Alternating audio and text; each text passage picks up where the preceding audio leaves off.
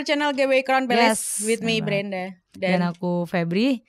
Kali ini kita kedatangan tamu Bang Danar Indah. Yeay.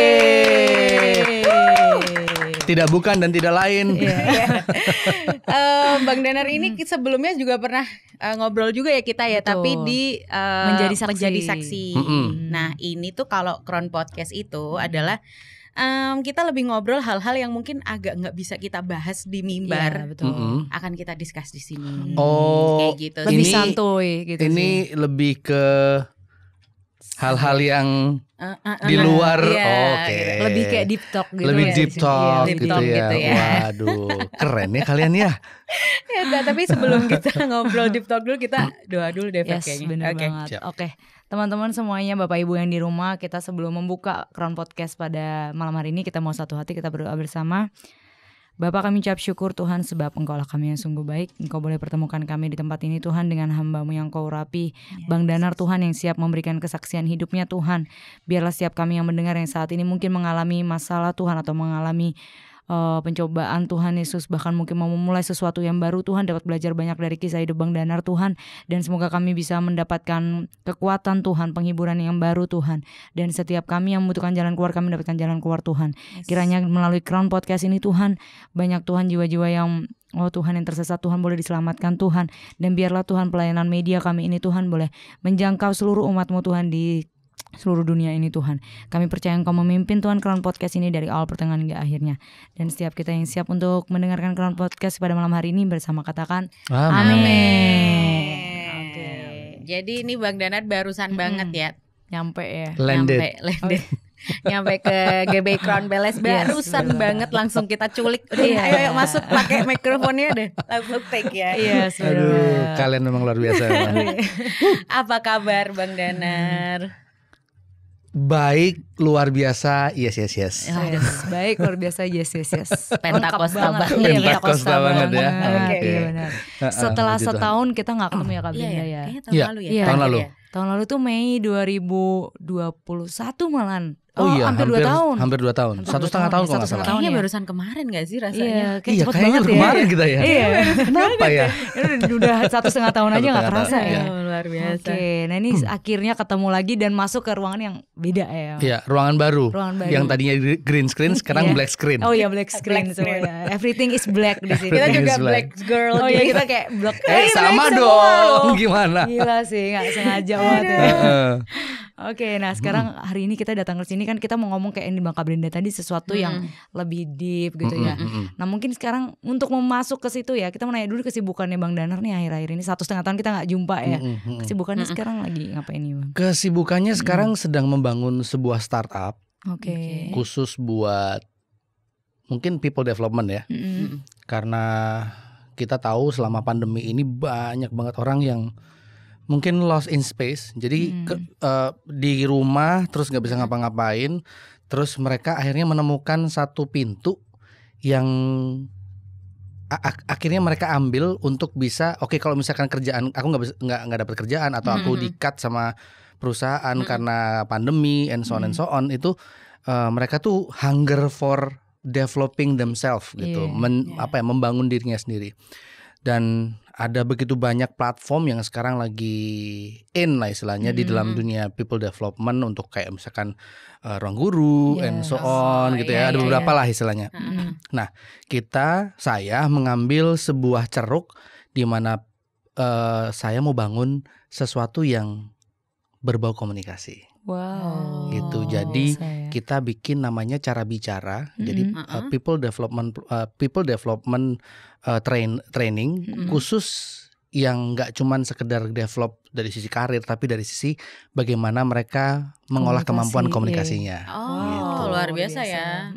Kan karena kalau biasanya kita taunya kan mungkin belajar matematika kita udah pakai platform. Sekarang lebih ke karena memang kayak kita pernah ngobrol juga ya, generasi yang di bawah kita jarang banget komunikasi kayak susah ya mereka ya. Semenjak ada gadget dah ya. Betul sekali. Oh ya kayak susah. Nah ini mungkin kita bisa nanya Tanya-tanya. lebih lanjut nih. Banget. Kalau jadi platform itu nanti modelnya akan for free atau kayak gimana, Bang? Oke. Jadi di fase 1 ini kita mau mungkin masih berupa lembaga ya, masih kelembagaan. Jadi kita bikin kursus gitu, bikin kursus, terus kemudian kita punya 2 produk. Yang satunya intensive class, di mana ada anak-anak, remaja, dewasa bisa belajar communication skill ya. Nanti tak jelasin kenapa sih communication skill, apa hubungannya sama MC sama presenter. Nah itu nanti ada jelasin. Di sisi lain ada in-house training. Nah in-house training ini biasanya orang-orang di perusahaan, terus kemudian grup ibu-ibu PKK gitu ya, terus ibu-ibu gereja gitu ya, pengen belajar komunikasi tapi secara korporat. Nah itu kita sediakan juga. Di fase 2 nanti kita sedang membuat platform khusus belajar komunikasi tapi via website dan juga handphone. Gitu. Soalnya kan kalau kita lihat Bang Danar ini emang public speakingnya kan juga luar biasa ya. Abang kan dosen juga. Terima kasih banyak. Jadi kayak emang panggilannya mungkin ya emang di situ bagian komunikasi. Dan emang bener ya zaman sekarang tuh orang kayaknya komunikasi tuh kayak susah banget. Kayak ketika mereka di media sosial tuh bisa ngomong panjang lebar, tapi begitu di depan orang itu kayak ngobrol, aduh gue mulainya dari mana ya, ngomong tuh gimana sih kalau depan presentasi ini segala macam. Dan menurut aku mungkin ini akan menjadi platform yang sangat menarik ya Kak Bren ya. Apalagi di Gen Z ini kan anak-anaknya kayak individualis. Iya benar, individualis gitu. Kayak komunikasinya nih udah kayak kerennya cuman kalau jauh gitu. lagi pegang smartphone doang gitu ya. Karena dia ngomongnya sama handphone kan. Iya. Ya kan. Kalau di kita dulu gitu. Betul, kalau di kita dulu kita tuh kalau ngomong nggak ketemu sama orang, nggak ketemu muka itu kayak kurang gitu kan. Nggak enak. Nih ngomong sama siapa sih? Sekarang kita ngomongnya kalau nggak, ya kita video call. Ya gimana ya kayaknya. Dan kadang kayak nggak cocok gitu waktunya ya kalau sesuatu digituin. Bener sih. Apalagi kalau cuma lewat medsos tuh kita nggak tahu nadanya, nggak tahu nih orang gimana. Banyak kesalahpahaman yang terjadi. That is correct. Karena kadang-kadang kita kalau ngeliat media sosial, sebenarnya atensi kita ketika kita chatting nggak marah. Tapi ternyata yang nangkep marah gitu kan. Jadi kok ngomongnya begitu sih? Nah padahal enggak, lo gue mau santai aja gitu kan. Kok biasanya pakai emoticon ini enggak? Bener. Pentingnya emot ya dalam sebuah chat juga tuh. Ya ampun. Oke. Kalau ini inspirasinya dari mana nih Bang? Kan? Pertanyaan bagus. Inspirasinya dari mana? Karena pasti dari pandemi. Tapi most likely ini merupakan sebuah jawaban dari masalah di mana kita kalau dengar kata belajar komunikasi pasti pikirannya kemana? Jadi apa? MC. Ya, jadi MC. Dari MC jadi presenter. Padahal belajar communication itu berbeda. Nggak cuma belajar public speaking, nggak cuma belajar MC sama presenter, tapi belajar komunikasi itu lebih dari sekedar kita ngomong bagus di depan publik, kita presentasi bagus di depan publik, tapi kita belajar komunikasi itu adalah belajar bagaimana kita confidence, kita bisa self control, self leadership. Ketika kita ngomong, apa yang perlu kita bagi, kita bagikan, apa yang nggak perlu kita tahan. Terus kalau misalkan nanti di dunia kerja kita interview, kita juga harus menghadapi orang dengan segala curiosity-nya tentang karir kita gitu kan. Dan masih banyak lagi. Jadi kalau teman-teman semuanya berpikir belajar komunikasi itu pasti jadi MC sama presenter, itu kayak ibarat toples, ada rengginang tapi paling pojok. Gitu. Sebagian kecil. Iya, sebagian kecil banget. Nah, itulah yang akhirnya membuat kita, aku sama beberapa temanku ya, membuat cara bicara ini, dan kita pengen menjawab bahwa the problem is this. Kita dulu ada yang pernah officially belajar komunikasi? Lulusan komunikasi. Oke. Tapi ketika kita belajar komunikasi, apakah dari kecil kita dibiasakan untuk berkomunikasi? Enggak juga. Itu enggak juga, betul. Karena apa? Dulu kita punya 2 masalah. Ketika kita SD ya atau TK gitu ya, kita maju ke depan disuruh guru. Begitu kita diminta, ayo misalkan Danar maju gitu. Kita maju disuruh menjawab pertanyaan atau menjelaskan sesuatu, kita menjelaskan salah, sama gurunya dibilang salah, dimarahin. Iya betul. Gitu. Nah, ketika kita dimarahin, kita mikir, waduh, sudah nervous, deg-degan, nggak ada role model. Kemudian kita mengemukakan ide, kita dimarahin. Iya benar. Iya betul. Ya kan? Derita yang kedua adalah begitu kita announce ke orang-orang atau kita menjelaskan sesuatu, teman-teman kita ngebully, nggak belajar loh, gitu kan. Jadi itulah yang membuat secara psikis kita semuanya akhirnya trauma. That's why kita semuanya nih kalau disuruh maju ke depan, ayo misalkan, ayo kamu maju menjelaskan sesuatu. Kalau orang Malang bilang, konaya, awakmu aya, sampean aya, aku gak wani, aku deg-degan, aku merinding, tremor gitu. Nah itulah yang membuat generasi kita susah untuk mengeluarkan idenya dan juga susah ketika berhadapan sama orang, apalagi itu berkaitan dengan kompetensinya. That's why komunikasi itu harusnya lebih dulu dipelajari dibandingkan dengan kompetensi. Gitu. Iya benar juga sih ya. Iya. Kadang kebalik ya. Kadang yang terjadi yang masih benar juga sih, kita dulu disuruh maju tapi nggak pernah dikasih tahu how to-nya gitu ya. Correct. Betul. Wah, keren banget nih ya. Iya. Semoga dengan cara bicara ini orang jadi kayak udah nggak ada lagi nih yang kamu aja gitu. Jadi kayak udah pada sadar gimana sih komunikasi itu sebenarnya salah bener tuh kan nggak yang penting banget. Yang penting kita responnya, kita mau bisa. Gitu. Idenya dan psikis itu sangat psikis sekali dan itu juga berlaku ketika kita disuruh berdoa aja. Iya bener. Kan? Ketika kita disuruh berdoa nih semuanya nih teman-teman nih FYI nih. Kamu pasti bilang kamu aja. Iya. Gitu. Iya benar-benar. Kalau enggak gitu, coba Given pimpin doa dulu Van gitu. Enggak Kak, yang lain nih skip gitu ya. Skip gitu. Iya pasti jadinya melempar ke orang lain ya benar. Gitu. Luar biasa banget. Tapi kalau dari cara bicara itu nanti goalsnya itu apa gitu? Maksudnya misal orang terus mau masuk ke dalam cara bicara terus dia ikut, nah keluarnya itu goalsnya sendiri itu apa Bang? Oke. Nanti goalsnya adalah kita pengen di 2045 ya, 2045 atau let's say misalkan begini, dia nggak usah jauh-jauh, 1 tahun, 2 tahun, 3 tahun mereka belajar cara bicara, mereka paling tidak mereka bisa menjadi dirinya sendiri, punya karakter yang bisa ditonjolkan lewat komunikasi. Karena kalau misalkan mereka belajar komunikasi tapi mereka akhirnya tidak bisa mengeluarkan sesuatu yang potensial dalam dirinya, useless. Karena tujuan kita adalah ketika teman-teman semuanya belajar komunikasi nggak cuma di cara bicara aja ya, dimanapun belajar komunikasi arahnya selalu bisa menjadi dirinya sendiri, berkomunikasi dengan baik dan yang paling penting adalah menyampaikan potensi yang terpendam dan kompetensi yang mereka punya. Gitu. Melalui cara mereka berkomunikasi. Gitu. Oke. Keren banget sih. Tapi ini Bang, kalau misalnya kita ngomongin komunikasi ya, ada beberapa orang yang bilang gini, ya kamu aja ngomong soalnya aku introvert. Nah, kadang tuh ada yang itu dijadikan alasannya gak sih kayak ya kamu kan bisa ngomong kayak gitu, kamu ekstrovert, aku tuh introvert banget buat kayak ngomong itu aja udah yang kayak gemetaran kayak gitu. Sebenarnya itu bisa dijawab juga gak sih Bang? Apakah itu ngaruh gitu? Gak sih gitu? Ini pertanyaan bagus tuh kan. Kalian belum kalian sudah ngasih clue yang bagus banget. Wow. Oke. Pertanyaannya adalah tidak ada hubungan antara introvert, ekstrovert dan komunikasi. Gitu. Kenapa? Karena komunikasi itu fundamental. Masa misal ya, kita lahir ke dunia ini, terus habis itu gitu. Bayinya nangis gitu. Terus ketika kita bayinya introvert, nangisnya ketahan. Gitu doang.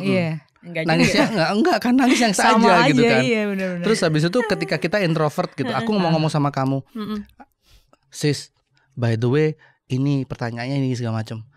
Sorry ya, aku nggak bisa jawab karena aku introvert. Iya, karena zaman sekarang pada mereka menjadikan alasan ya.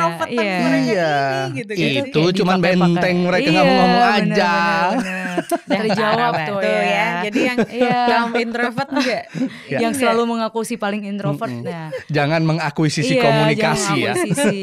Karena benar yang dibilang sama Bang Danar ya. Maksudnya kayak kalau lu mau stuck cuma karena introvert doang, ibaratnya mau makan nih, ya kali cuma gara-gara introvert misalnya makannya di sana, dia sampai mau nahan lapar itu hanya karena cuma mau ngomong boleh minta nggak, boleh itu makanannya untuk kita nggak, cuma untuk karena nggak mau sorry komunikasi. Saya introvert jadi saya nggak bisa jawab itu boleh diambil atau enggak. Kan ya aneh gitu. Dijawab balik ya kayak gitu. Aduh ya ampun. Oke, berarti memang tidak bisa ya teman-teman. Introvert dan ekstrovert itu mungkin cuman ya tipenya kita, cuman itu tidak mengganggu komunikasi kita sebenarnya. Nah, kalau dari Bang Danar sendiri nih, selama ini kan berkomunikasi sama orang nih, pernah nggak pernah ngerasain orang nih susah banget ya diajak komunikasi gitu? Oh sering. Boleh gak cerita satu aja gitu kayak nih orang susah banget nih, kayaknya kalau misalnya ini harus gue trial nih di cara bicara pertama kali gitu kan. Kayak loadingnya lama gitu. Mungkin sulit itu sebenarnya tergantung dari pribadinya ya. Karena sebenarnya gini, ketika kita bicara sama orang atau kita let's say misalkan gini, dalam kondisi kita sharing gitu ya. Ada beberapa hal yang mungkin kita nggak bisa langgar batasan itu. Contoh nih misalkan kita lagi di persekutuan anak muda gitu ya. Terus habis itu kita membuka sesi heart to heart sharing gitu kan. Dan pada waktu itu maksudnya adalah kita membuka kesempatan buat teman-teman untuk mereka punya teman cerita, ya kan? Dan itu salah satu bentuk skill komunikasi yang harus kita kuasai. Karena apa? Nggak cuma sekedar kita sharing doang, tapi kita kan harus menganalisa ini orang ini sebenarnya butuh bantuan, butuh dinasehati atau cuma butuh didengar, gitu kan? Nah, ada masa di mana kita sebagai orang yang ngerti komunikasi itu tidak boleh mendahului orang atau tidak boleh mengeluarkan sesuatu yang sifatnya judgmental kepada orang itu. Biarkan mereka bercerita. Nah, back to the story, kita terlalu banyak langsung punya saran. Punya formula jitu, cara jitu. Gua mah dulu kayak gini gitu. Menurut saya, menurut kamu kan gitu kan. Pengalaman saya, pengalaman kamu kan. Tapi tidak bisa dipungkiri bahwa ukuran sepatu kita berbeda. Ya kan. Jadi kita kalau misalkan ada orang curhat sama kita atau berusaha untuk mengeluarkan unek-unek dalam hatinya, dalam hidupnya, dan dia butuh teman untuk bicara, bukan berarti kita bisa dengan leluasa menyampaikan tips-tips 10 tips jitu ala gitu kan untuk mengatasi masalah apa gitu, enggak. Dengarkan dia. Ketika kita dengarkan dia, biasanya ini kalau di ilmu komunikasi ya, biasanya dia akan menemukan jawaban lewat apa yang dia sampaikan sendiri. Gitu. Ilmu baru nih. Gitu. Jadi jangan langsung dipotong. Jangan langsung dipotong. Kecuali kalau menurut kamu gimana. Nah, ketika menurut kamu gimana, that's the skill of psychological communication skill. Artinya apa? Begitu kita diminta pendapat, yang harus kita dulukan adalah bukan menurutku, tapi baiknya mari kita sama-sama cari jalan keluarnya. Dalam kondisi seperti ini, aku nggak bisa akan paksakan, aku nggak bisa menyampaikan menurutku seperti ini. Itu nggak bisa. Tapi we are going back to the basic. Misalkan masalahnya masalah keluarga, gali dulu, gitu. Baru setelah itu kembalikan kepada rules. Nah, biasanya orang lupa. Menurut gua dulu, baru rulesnya. Rules itu apa sih? The Bible. Ya kan? If we facing the people who mungkin lebih ke masalah keluarga gitu, ya kembalikan ke rulesnya. Rulesnya itu adalah apa yang ada, apa yang kita sama-sama sepakati dan kita sama-sama baca gitu. Betul. Gitu. Dari situlah baru kita belajar. Ini akan jadi sesuatu yang baik karena apa? Kita sudah punya panduannya. Mari kita berjalan di situ. Pengertianku seperti ini, gimana dengan pengertianmu? Barulah itu menurutku dan menurutmu baru. Tapi jangan sampai di awal dong. Pengalaman gue begini, nggak boleh. Karena apa? Ini basicnya berbeda. Yang satu mungkin sudah berkeluarga, yang satu berkeluarga tapi nggak masalah. Nah ini kan basicnya berbeda gitu kan. Nah gitu. That's the skill of communication actually. Wow, keren ya. Jadi kayak benar-benar dibuka gitu. Karena memang banyak banget mungkin ya anak-anak luar sana tuh yang kadang mereka juga malah cerita sama kakak rohaninya karena judgmental tadi ya. Belum apa-apa udah di judge gitu kayak itu tuh gak baik menurut aku gini. Makanya banyak kalau anak-anak muda zaman sekarang lebih curhat ke media sosial. That's it. Iya kan? Jadi dengan mereka curhat mereka gak ada yang harus menurut gue itu mereka pure gitu cerita.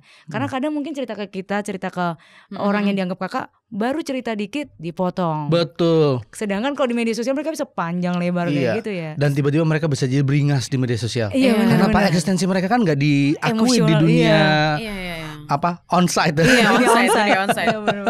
Tapi ilmu ini sebenarnya masuk banget buat kita yang kalau mau pelayanan pegang anak muda ya. Karena emang anak muda itu lebih seringnya itu susah nyari apa ya, istilahnya tong sampah buat mereka keluarin unek-uneknya itu ya, luar biasa banget sih. Jadi kita harus belajar juga nih buat kakak-kakak rohani, kakak-kakak rohani di semuanya. Dan ini juga tante-tante yang suka ada di kondangan-kondangan, stop doing that tante. Iya, misalkan udah kapan nikahnya gitu. Punya anak satu, kapan kakaknya, kapan adeknya gitu ya. Menjawab pertanyaan kita kenapa malas ke kondangan males tante-tante. Hello, stop it tante gitu ya. Hello tante, nanti dulu deh. Iya, ntar dulu deh tante gitu. Resepnya udah baik, tante gitu ya. Kalau cuma bisa makan bunga mawar sama batu mah langsung nyusul gitu loh tante-tante. Tapi kalau kayaknya dari dulu kita sempat ngobrol, kayaknya emang passionnya Bang Danar itu di masalah di communication ini. Apa panggilannya dari Tuhan emang buat kesana terus atau gimana nih Bang? Itu pertanyaan yang susah dijawab sih. Susah ya. Karena mungkin gini, passionate, sangat passionate. Karena gini, dunia komunikasi itu menyerang ke semua lini, ya kan. Bahkan kita misalnya gini, nggak cuma anak kecil yang bisa kita bantu, tapi bahkan hal-hal yang sifatnya tidak terjangkau, contohnya misalkan kayak keluarga, itu kan keluarga udah masalah pribadi ya. Keluarga udah masalah pribadi. Kemudian hubungan interpersonal gitu, aku dan dia dan siapa, itu jangkauannya baik di komunikasi. Bahkan hal-hal yang sifatnya digital pun sekarang ada hubungannya sama komunikasi. How you type, how you share, itu pasti ada lininya sama komunikasi. Jadi ketika kita belajar komunikasi, itu nggak cuma belajar textbook, tapi there is something more gitu. Anything, any excitement. Makanya ketika aku belajar komunikasi dan aku ngerasa bahwa this is like something yang membuatku kok ada hal baru ya, gitu. Dan bahkan kita bisa mengartikan bahasa tubuh. Karena ketika aku ngerasa cocok dengan dunia komunikasi, aku bisa membedakan bahasa tubuh mana yang aku bisa tangkap ketika orang berbicara kepadaku. Karena most likely sebenarnya komunikasi itu tidak berbicara tentang kata-katanya, tapi 60% sampai 70% itu adalah bahasa tubuh. Gitu. Misalkan nih kita masuk ke ruangan gitu ya. Ada satu orang pakai baju bagus gitu. Terus tiba-tiba dia masuk, orang ini pinter ngomong nih. Gak mungkin, orang dia belum ngomong. Iya, betul, gitu, betul. Tapi yang kita pelajari apa? Gesture. Ketika gesturnya tiba-tiba ngerasa kayak ada sesuatu yang mungkin gak enak dilihat, dia sedang tidak nyaman. So tugas kita adalah membuat dia nyaman. Gitu. Itu yang membuatku kayak excited ya, belajar komunikasi ini. Dibilang passion, aku punya passion yang lain, tapi ini jauh lebih menarik dibandingkan dengan passion yang aku punya gitu. Kayak nyanyi misalkan, itu passionku banget gitu kan. Tapi ketika aku ketemu sama komunikasi, I can learn about singing, I can learn about how to share with people, and also I can learn the gesture of people who sing. Dan ternyata singingnya gak sepenuh hati. Aku bisa belajar. Ternyata dia cuman tuntutan karir capek cari duit doang ini gitu. Gitu. Keren banget ya. Ini kayaknya anak-anak youth emang harus banget nih. Karena gimana ya teman-teman, tapi emang benar tadi Bang Danar bilang kalau komunikasi itu sebenarnya emang aku sendiri lulus di komunikasi gitu. Cuman pekerjaanku ya cuman dipakai yang sedikit buat gitu. Public speaking itu cuman dikit. Sisanya memang kayak gesture orang lihat kalau lagi ngobrol nih orang sebenarnya pengennya apa gitu. Emang lebih penting daripada kita cuma kata-kata manis, katanya kelihatannya keren ngomong gitu ya. Tapi ya dan di semua perusahaan kayaknya memang yang paling penting itu komunikasi ya. Betul. Walaupun aku mungkin misalnya lulusan hukum ya, tapi setelah aku sekarang kan juga sibuknya hampir sama kayak Bang Danar yang MC aku justru nemuin kayak dari sini aku ketemu keluarga, relasi apa segala macam, dan kadang justru itu membawa kita ke suatu hal yang kita nggak pernah duga, gara-gara cuma sembarang ngomong doang gitu sama orang. Dan mungkin yang benar dibilang Kak Brenda, walaupun kayak itu cuma sedikit gitu ya, tapi ketika kita emang ngejalaninnya sepenuh hati, kita nggak peduli bayarannya berapa, tapi kita ngelayannya ini, justru di situ banyak banget yang kita dapetin gitu. Dan ya kayak mungkin Bang Danar yang suaranya aja udah luar biasa, tapi justru malah Bang Danar tertariknya jauh ke komunikasi gitu daripada bilang musik atau nyanyi gitu. Iya, mungkin aku bisa namain sedikit. Ngomong itu gampang. Iya. Right? It's easy to speak, but it's hard to communicate. Why? Kalau speaking dari bayi kita papi pupepo, papa, mama udah gampang, itu speaking tuh ya. Tapi kok we communicate itu ada unsur smart. Ya, kenapa? Karena communicate itu nggak cuma melibatkan apa yang keluar dari mulut kita, apa yang kita atur di dari mulut kita, kata-kata apa yang keluar, tetapi apa yang ada di kepala kita, apa yang ada di hati kita, itu kita keluarkan. That's why ada prinsip Alkitab yang saya ada passage yang bagus sekali dari Alkitab yang kalau saya artikan bebas seperti ini. Mulutmu harimaumu. Right? So if teman-teman semuanya mau belajar komunikasi, so you have to control the tongue. Nggak cuman controlling the tongue, but controlling your mind and heart. Yes. Ya kan?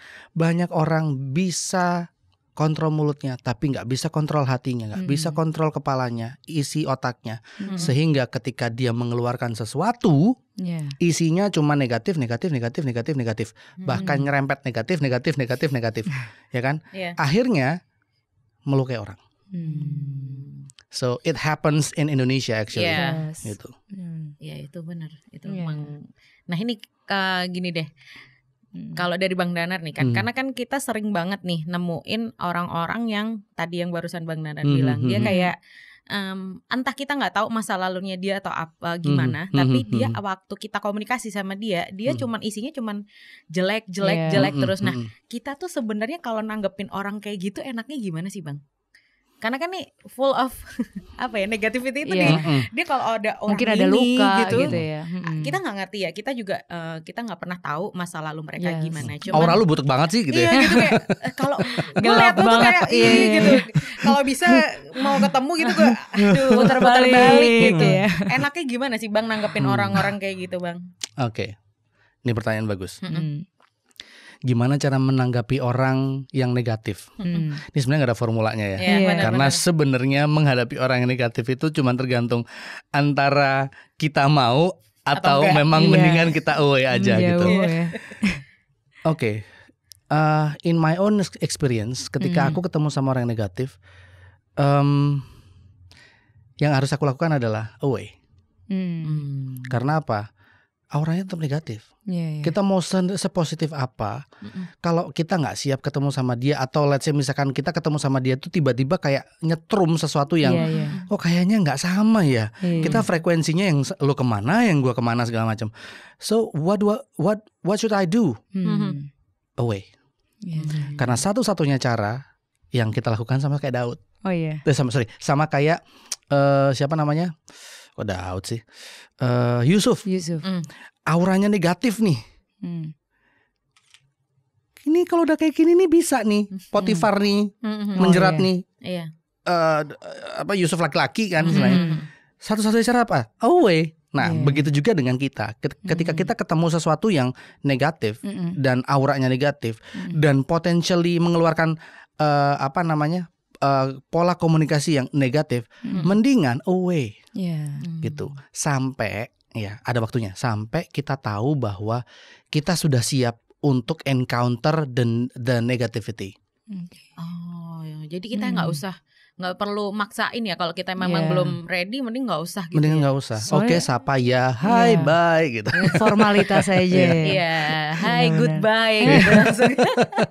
Soalnya di Alkitab juga ada kan, pergaulan buruk emang merusak pergaulan yang baik. That's the point. Benar kan. Gitu. Jadi ya setidaknya kita ketemu gitu papasan masih menyapa gitu, tapi sebenarnya nggak usah yang terlalu dekat gitu. Iya betul. Karena bisa juga kena juga. Capek juga ya. ya. Capek juga. Iya gitu. kalau kita lagi full energy, kalau kita udah kalau enggak moodnya lagi jelek ya. Moodnya lagi jelek, ikutan jelek kita pasti. Iya benar. Gitu. Keserap gitu ya. Oke. Wah ini good points nih. Away. Bagus. Kayak kalau ngadepin toxic relationship juga ya. Iya emang harus dijauh ya, di cut off gitu ya. Cut off. Udah langsung. Sekarang juga kalau perlu. Iya. Keren Wow. Unpredictable sebenarnya kayak aku sama Febri siapinnya bukan ini iya, kita. tapi kayak justru menarik ya. Iya, sangat menarik. Padahal tadi kita pengennya tuh fokusnya di yang satunya, yang daya nyanyi ya, tarik suara. Tapi kok ternyata emang kita komunikasi tuh emang kadang orang anggapnya sepele, tapi itu penting banget yang jarang orang tuh tahu gimana sih caranya berkomunikasi, karena cuma tahu cara yang ngomong doang gitu ya. Dan ternyata justru kita mengubah ya kayak tadi pertanyaan kita mau ke situ. Tapi ada nggak sih Bang Danar pengen gitu jadi suatu waktu kan, karena emang komunikasinya public speaking udah ngerti gitu ya. Jadi pastor youth atau sometimes jadi kayak pastor yang sekarang kan anak-anak muda kan lagi in-innya di situ ya. Ada nggak panggilan di situ? Kalau pastor tuh panggilan, gitu. Pengen ada, tapi if we are not ready for that and we are not be called to be a youth pastor, I don't think that it suit for us. Kalau misalkan kadang-kadang gini ya, aku harus jadi youth pastor karena apa? Karena jabatan itu luar biasa. Kalau di gereja tuh kayaknya, ini paling youthful banget gitu kan. Si paling Remember, itu panggilan. Kalau memang kita kita tidak terpanggil untuk punya jabatan itu, jangan coba-coba karena your life will be the spotlight. Iya benar-benar. The spotlight is not only your life but God's life. Gitu. Jadi istilahnya ya udah, kalau kamu jadi youth pastor, kehidupanmu nggak cuma yang kamu presentasikan, nggak cuma kehidupan seorang Danar gitu ya, tapi kehidupan seorang Yesus yang ada dalam dirinya Danar gitu. And berani coba-coba. Itu bukan minyak kayu putih. Buat anak jangan coba-coba ya. Iya. Oke. Gitu. Soalnya kadang kan zaman sekarang banyak ada yang mendadak youth pastor, mendadak youth pastor, mempesterkan dirinya sendiri gitu. Tiba-tiba ada gelar aja gitu ya. Iya. Terus orang datang ke dia tinggal di judge. Ini nggak boleh, ini kamu salah, berubah sekarang seminggu cepat. Itu yang bikin makanya pada lari ya Kak. Iya makanya. Iya. Dan kadang-kadang gimana ya? Takutnya gibah ntar. Enggak dong. Ini kan komunikasi. Kita communication ya. Oke. Communicate. Kadang ya, ini pelajaran, especially with for me too. Selalu kita tidak pernah melihat sudut pandang sesuatu yang positif. Karena kita selalu punya atensi untuk judgmental ke orang lain. Dan itu membuat orang lain terluka. Dan ketika orang lain terluka, dia tidak akan pernah mau kembali kepada kita. Apalagi di belakang kita ada atribut yang namanya Christianity. Waduh, that's the only problem that we face nowadays. Tapi emang bener sih, kayak jadi memang bener kan banyak pastor-pastor kalau khotbah bilang sebenarnya race-nya kita itu bukan di Minggu atau Sabtu kalau lagi kita ke gereja, tapi literally dari Senin sampai Jumatnya itu ya. Dan ini yang agak aku pengen pertanyakan. Jadi kan memang dari Bang Danar tadi bilang apapun yang keluar dari mulut kita itu kan nanti bisa menyakiti orang dan bisa bikin hidupnya dia terluka. Dan namanya luka, ada yang cepat sembuh, ada yang enggak.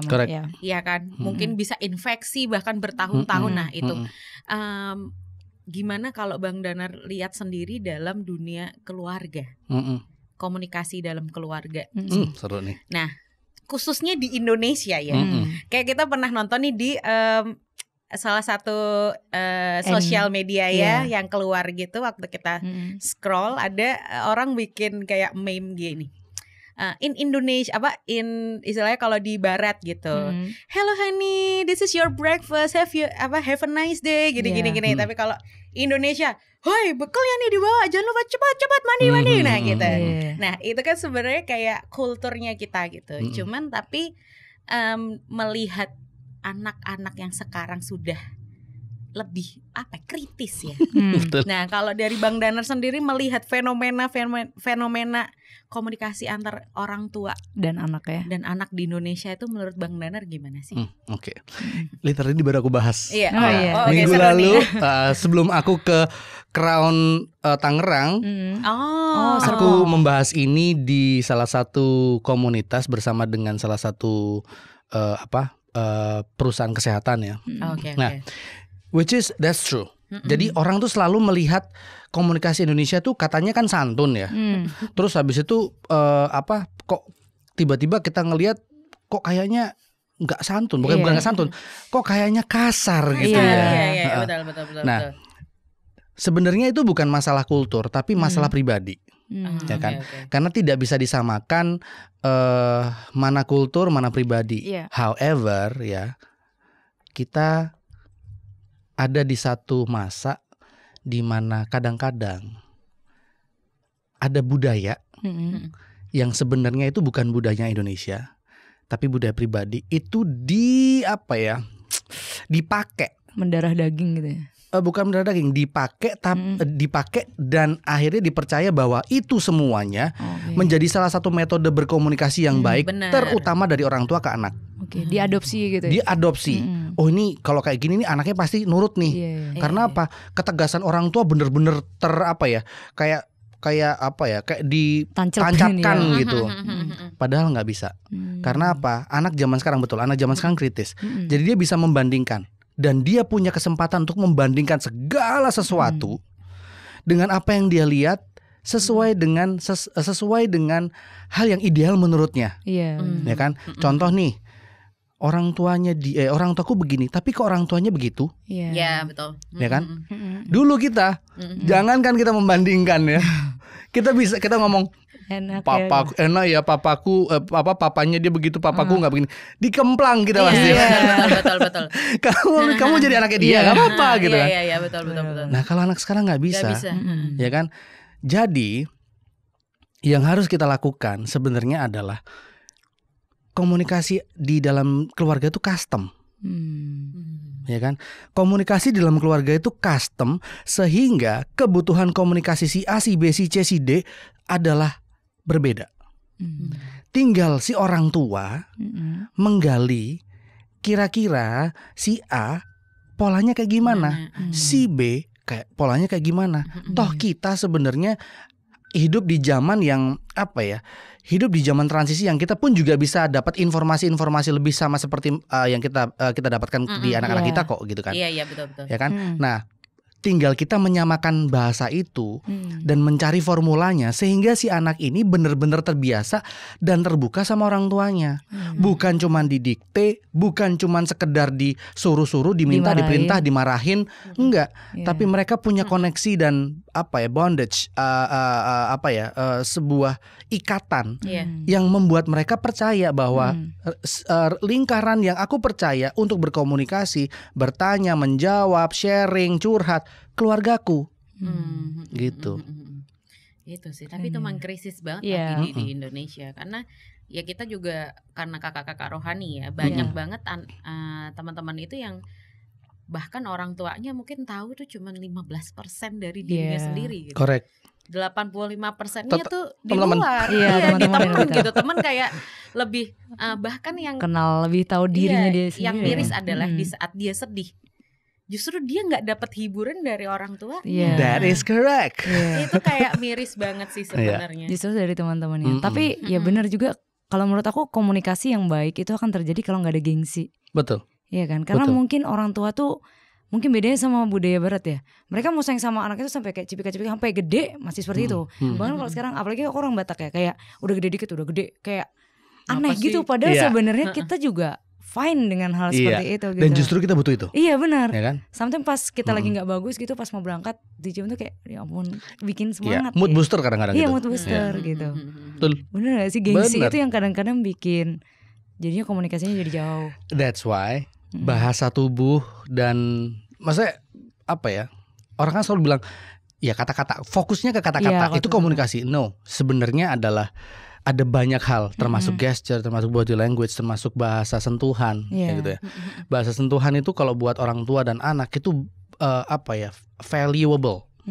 Karena anak-anak anak-anak zaman sekarang ini istilahnya gini, anak-anak zaman sekarang jarang dibelai, makanya dibelainya tempat lain gitu ya. Dibelai harusnya dibelai sama orang tua, ini dibelai sama orang lain gitu. Karena sebenarnya ada namanya love language ya. Namanya love language itu communication. Jadi ketika kita masuk ke dunia keluarga, love language-nya keluarga kita apa gitu. Kalau in my family gitu ya, di nyokap sama bokap, kadang-kadang love language-nya adalah seperti ini. Pagi-pagi gitu ya. Aku tinggal di lantai 2.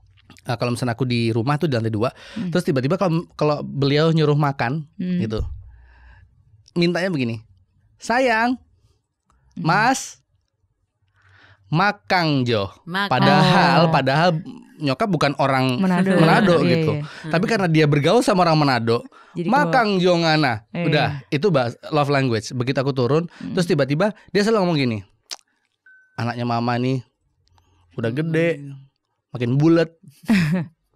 Apa ya? Sambil diusap-usap. Udah gede loh. Iya. Terus habis itu, mama gitu.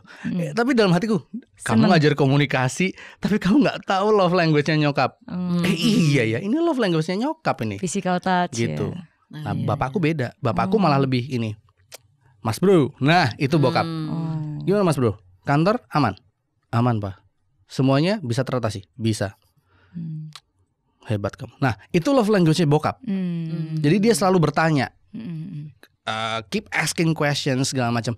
Itu love language-nya mereka. Nah, itulah yang harusnya didapatkan ke anak-anak zaman sekarang, gitu. Wow, iya sih, benar, karena kan beda-beda ya. Ada yang dia words of affirmation banget orangnya, ya kan. Walaupun dia mungkin lagi jatuh gitu, tapi kamu hebat, kamu keren gini-gini. Langsung naik nih ya kan moodnya. Ada emang kayak mungkin physical touch ya. Kalau dipeluk dikit tuh kayak adem gitu. Iya benar. Kalau bokap mah dia nggak meluk sih, cuman oh iya. Kamu hebat. Gitu. Padahal dalam hati, lo tahu nggak sih? Gue habis kehilangan beberapa klien nih. Angkanya gede-gede gitu. Kan nggak perlu cerita kan? Tapi begitu apa-apa ini memang hebat. Bertahan ya. Nah, kata-kata itu ya, bertahan. Gimana lu bisa tahu kalau gue sekarang lagi bertahan? Gitu. Itu love language itu. Jadi kita memang sebenarnya kalaupun teman-teman semua di rumah juga kita harus belajar juga papa mama kita love language-nya apa.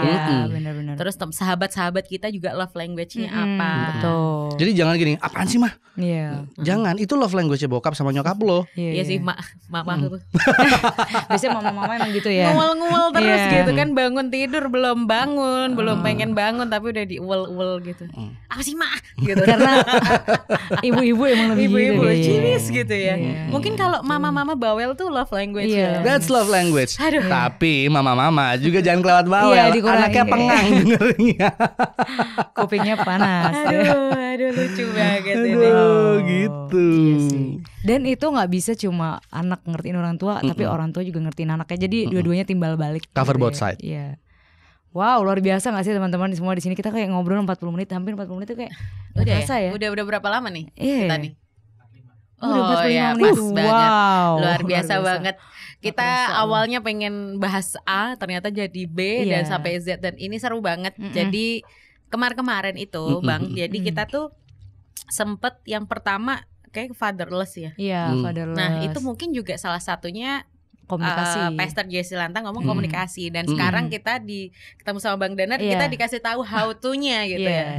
Keren banget sih. Kita sangat dapat inspirasi, insight banyak. Saking dapatnya nggak kerasa udah 45 menit ngobrolnya gitu ya. Iya benar, tapi kadang kalau obrolan yang insightful. Iya, itu jadi kayak nggak kerasa gitu, jadi rasanya cepat gitu ya. Oke, ini karena kan teman-teman kita sebenarnya pengen ngobrol lebih panjang lagi. Cuman, waktunya terbatas. Betul. Jadi mungkin gini dulu deh Bang Danar, kasih tips dikit nih buat teman-teman gimana menghadapi dunia yang mengharuskan kita komunikasi sedangkan mereka malas untuk berkomunikasi. Itu kasih aja tips-tips buat kita anak-anak muda gimana menghadapi dunia pekerjaan ke depan, dan keluarga juga. Jadi mungkin bisa teman-teman denger ini, catat teman-teman kalau perlu. Catat nih. Okay, let me start with this good golden sentence ya. Communication is everything. Yeah. Everything can be destroyed by communication. Everything can be rebuilt with communication. Jadi komunikasi itu adalah sesuatu yang fundamental di dalam kehidupan kita. Yang pertama, kalau kita belajar, apakah kita harus mengarahkan diri kita kepada kompetensinya dulu? Menurutku pribadi ya, dan menurut apa yang aku alami, yang pertama kali harus dipelajari adalah komunikasi dulu. Karena apa? Kita kompeten. Kita bisa A, B, C, kita bisa IT, komputer, and so on. Tanpa komunikasi, nothing. Okay, that's the first one. The second one, di dunia komunikasi, kita harus paham bahwa for me ada istilahnya 4P. Pandangan, pikiran, perasaan, perkataan. Jadi itu seperti sirkulasi, seperti beroda. Di mana kita berkomunikasi itu selalu berulang-ulang. Mata buat apa? Pandangan buat apa? Buat menganalisa. Pikiran buat apa? Buat menstrukturisasi apa yang ingin kita sampaikan. Perasaan buat apa? Apakah apa yang kita sampaikan di dalam struktur pembicaraan kita menyakiti hati orang lain? Baru keluarnya outputnya adalah perkataan. So this 4P akan membantu kita untuk kita belajar mengerti orang, tidak judgmental sama orang, dan melihat ada sisi baik yang harus kita terima, yaitu mendengar dulu gitu. Dan yang ketiga, yang terakhir untuk dunia keluarga dan anak-anak muda, ingat bahwa ada masa di mana kita semuanya akan kehilangan seseorang, orang yang kita cintai. Jadi ketika kita ada di masa-masa itu, sadarlah bahwa komunikasi itu harus dibangun sebaik-baiknya, terutama di dalam keluarga. Sekali kita membangun komunikasi salah dengan keluarga, seterusnya cuman ada luka di sana. Jadi teman-teman semuanya, bangunlah keluargamu, berkomunikasilah dengan keluargamu dengan baik. Kalaupun sudah rusak, rebuild again. Karena again, tadi yang saya sampaikan, we can rebuild with communication. Jadi communication is very fundamental for you, for me, and for all to be a better person. Wow, luar biasa ya. Luar biasa ya kalau emang ngomong semuanya, sama ya pakarnya. Pakar udah amin beda. Ya. Kayak semuanya tersampaikan ya, mulai dari yang kehidupan pribadi, keluarga, dan di pekerjaan semuanya udah tersampaikan. Dan mungkin buat teman-teman di sini yang juga butuh didoakan segala macam juga Bapak Ibu. Nah, kita mumpung ada Bang Danar nih ya, bisa pimpin kita dalam doa. Oke. Mari teman-teman yang sedang menyaksikan podcast ini dan juga teman-teman yang ada di studio, mari kita berdoa. Tuhan, bersyukur buat kasih setia Tuhan yang melingkupi kami, kita semuanya hari ini.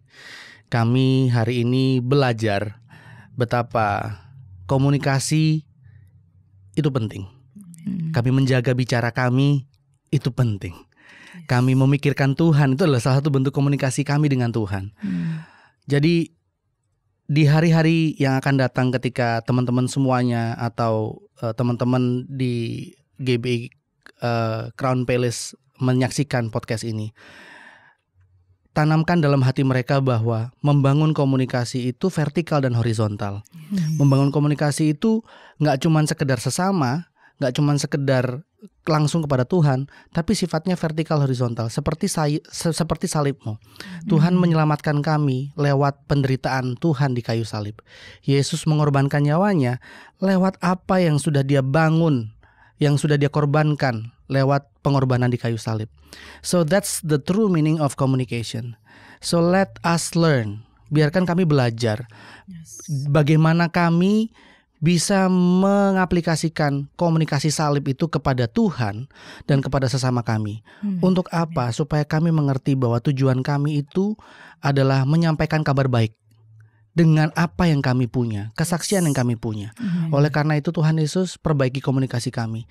Dan jangan biarkan kami lewat lidah kami menyakiti hati orang lain.